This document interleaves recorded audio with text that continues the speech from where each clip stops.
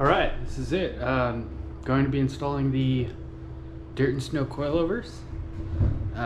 Going to be doing this in my garage by myself with basic tooling. So yeah, let's check it out. This could go horribly wrong, so it might be entertaining. I'll give you a quick walk around of the car at the current stock ride height. We'll take a look at it. Kind of hard to see. You can see we're in a one car garage. Things are pretty tight here. I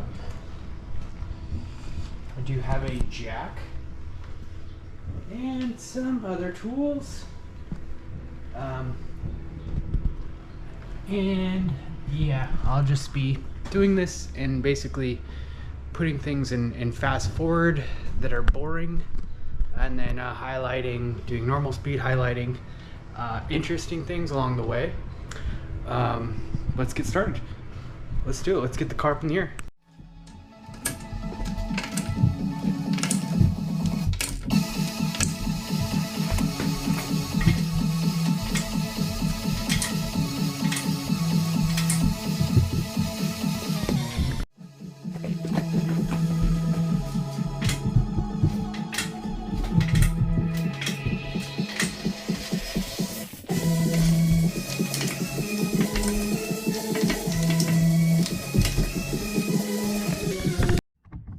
Let's talk about these wheels and tires for a second.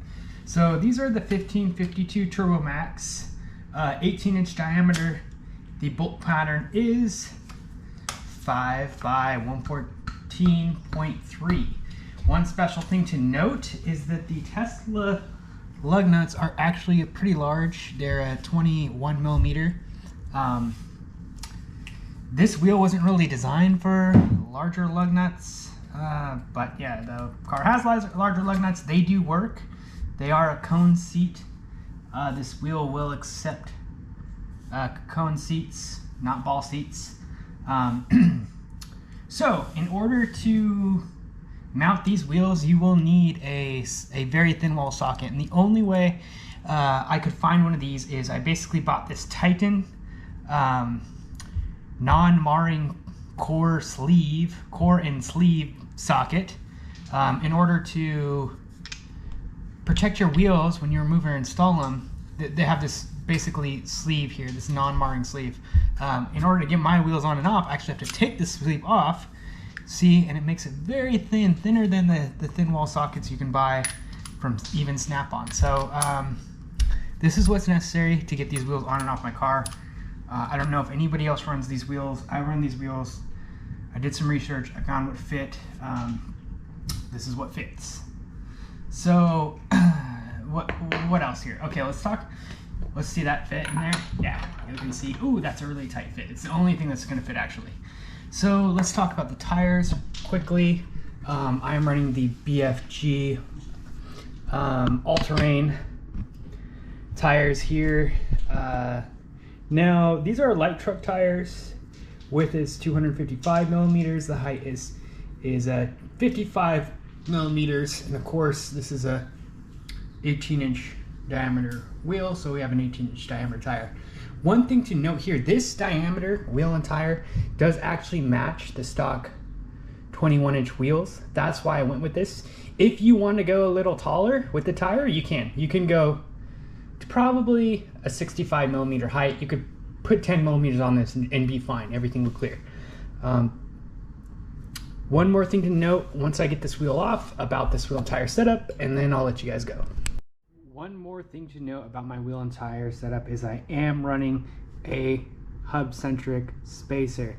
These are critical because the center bore of the wheel, my Turbo Max here,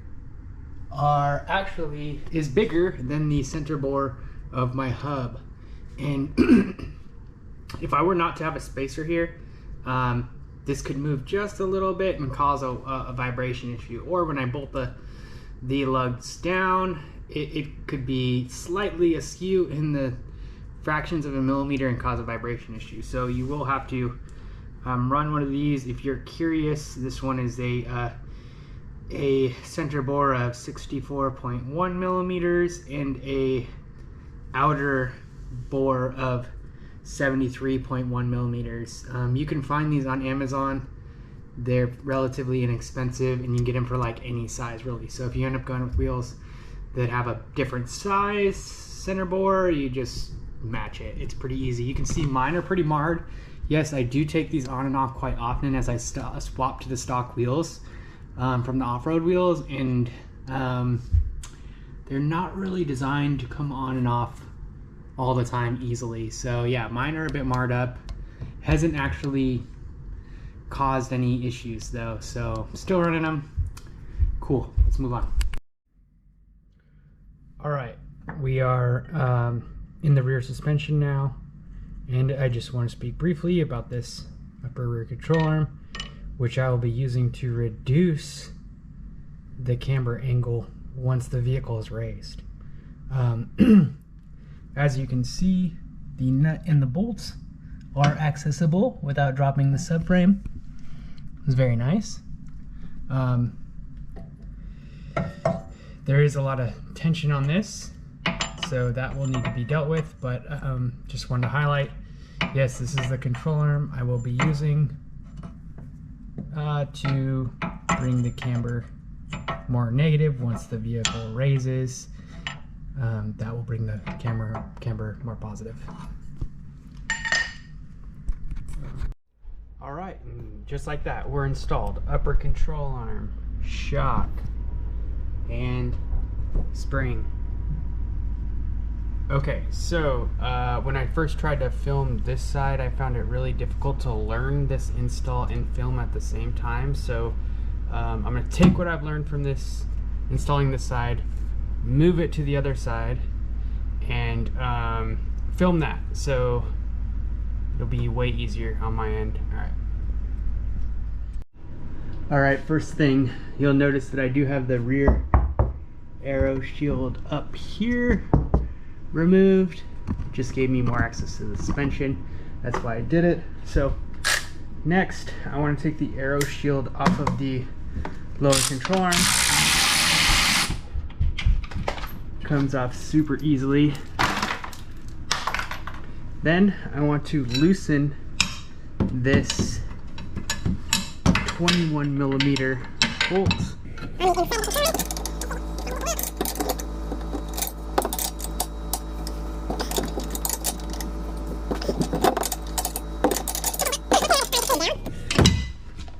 Now I'm going to loosen the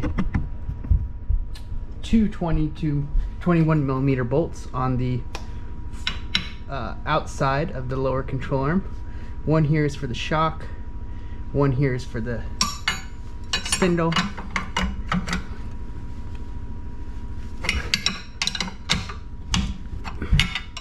No, I'm just loosening these. I'm definitely not taking these all the way out right now.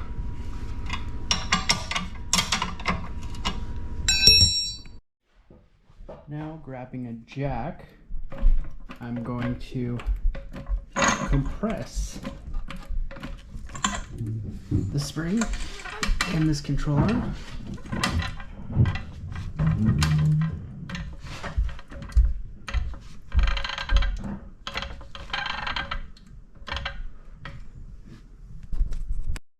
Now that the spring is compressed with the jack, I'm going to loosen and remove the bolt for the spindle and the bolt for the shock on the lower control arm. Now that those are removed, you can see the shock has actually dropped a little, and this will then allow me to uncompress the spring and pull it out.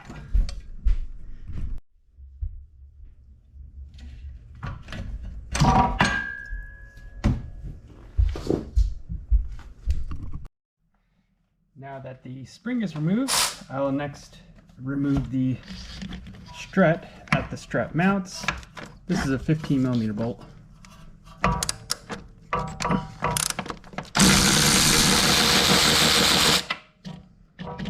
No need to remove the fender liner.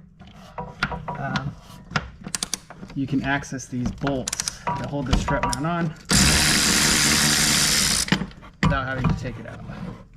Notice that these bolts are captured and stay with the upper strut mount when you take it out. So now I will separate the shock mount from the shock itself.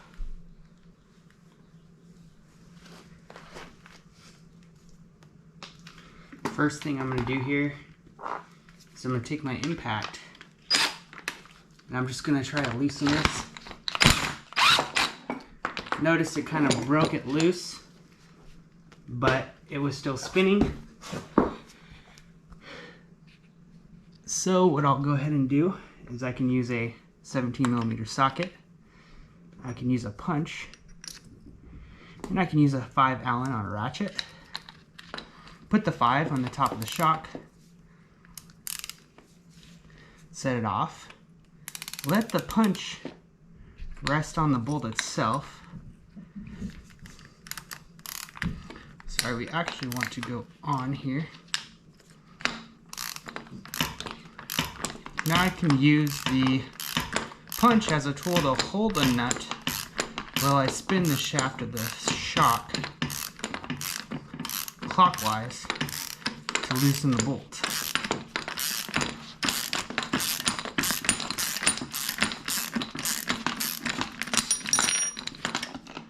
That'll get it loose enough to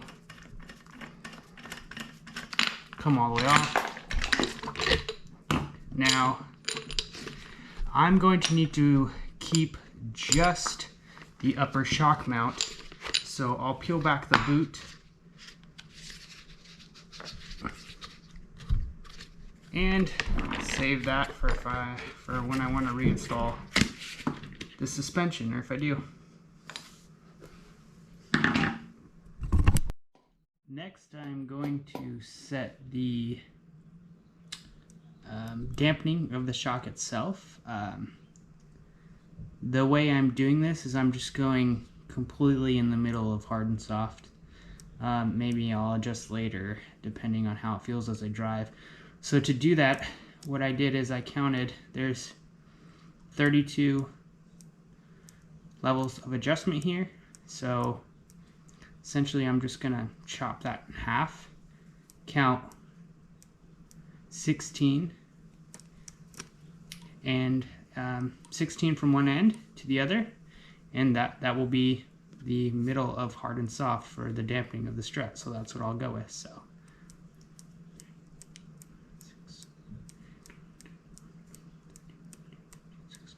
okay, I'm just gonna leave it there. Now I'm going to put the upper shock mount onto the strut itself. It's pretty simple, just slides in just like that.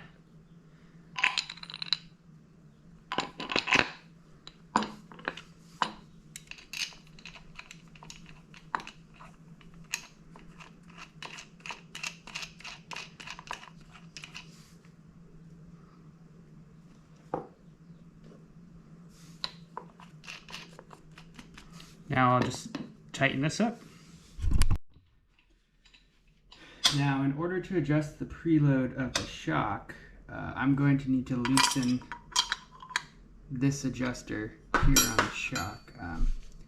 This is not something you can really do by just holding the shock. So what I'm going to do is temporarily insert the shock into the lower control arm. Now, I should be able to just have enough counterforce here with the control arm to loosen the preload adjustment. So in terms of actually adjusting the preload, I don't really have a lot of information on what's going to be correct. I am going to go to the top of the height with the coil springs, so I do know that the shock is going to have to go a little taller to compensate for that preload. So what I did is I counted how many turns it actually took for this to be threaded to the shaft, and it was actually 40 turns until this lower part of the shock came off of the shock itself. So what I'm doing, and this is what I did on the other side, just to match, just to start, is I'm going to thread this in 20 turns. So that'll be half of that. 1, 2, 3.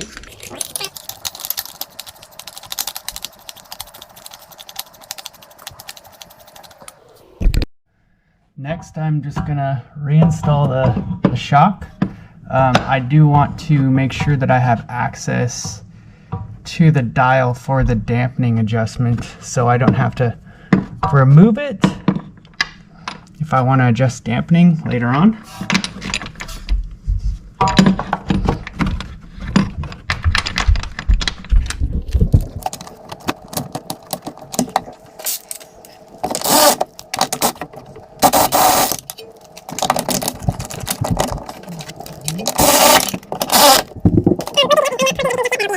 Job for me. The torque values are available from Tesla, and I believe the service site right now is free to download all that information with the torque values. So I will be doing that after everything's installed.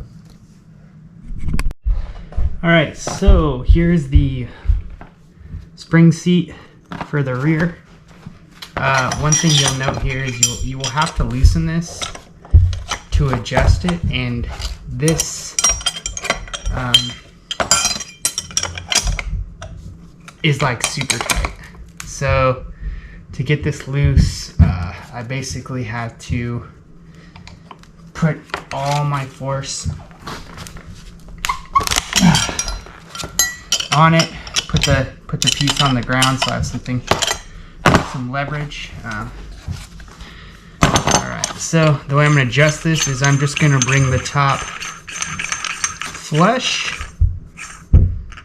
with the top of the seat, the adjuster flush. That's how I did the other side. That's how I know both sides will be equal in height. This is what's controlling the height of the suspension. Springs control the height. The struts or shocks control the dampening. That's exactly where I want it. So I'll nail that down.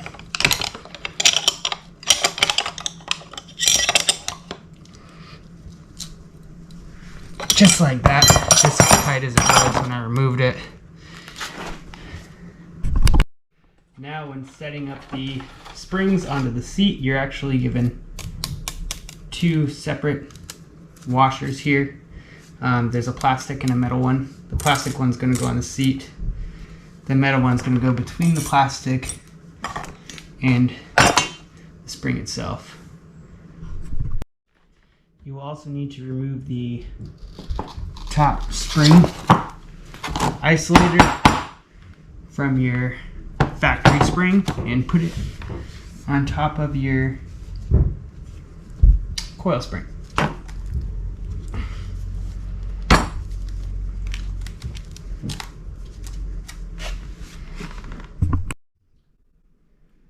Now that you have your spring set up with your desired height, you can take your assembly here, put it in, lift the control arm a bit, then use the jack to hold it up. Now before I jack this all the way up and try to make the bolt holes here for the lower spindle and the shock itself, I'm actually going to loosen every single control arm in the suspension. And that's for two reasons. One reason, it's going to be easier to actually get these mated here with the suspension loose. The second reason is you don't want to put any preload on the control arms, the bushings in your control arms. You want to have those loosened, and since you're changing the ride height, you want to torque those at ride height. So my next step here is I'll be loosening every single control arm bolt.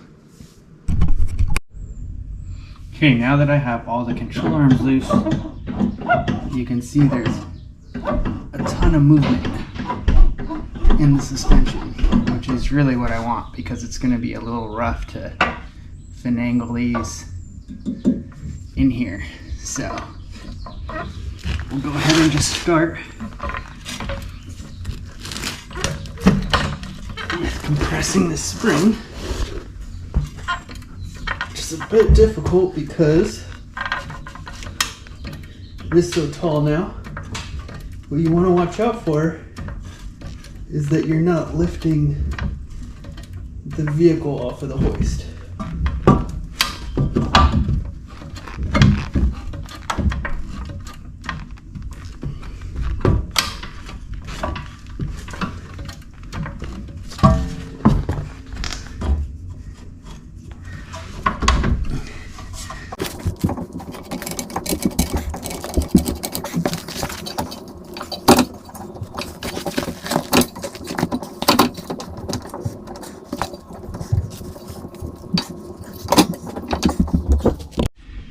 You can see one method I'm using to align these is I put a punch to hold the strut, and then I've loosened the jack a little bit.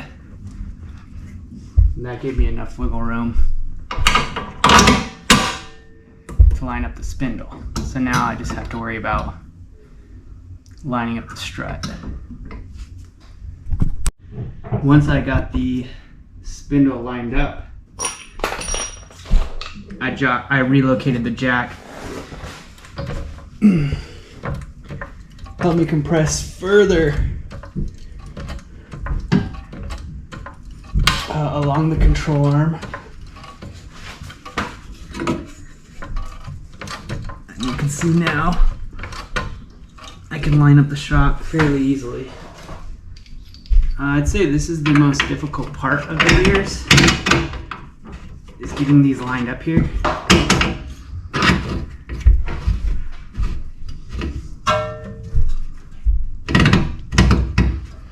But hopefully these tips help you. All right, now we can install the upper control arm. One thing to note here is I do have a jack under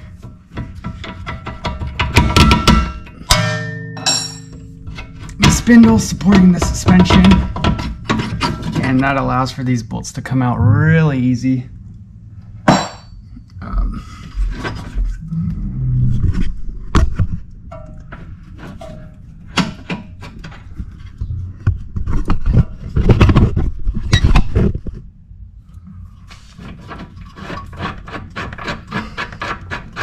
This is probably the easiest part of the job.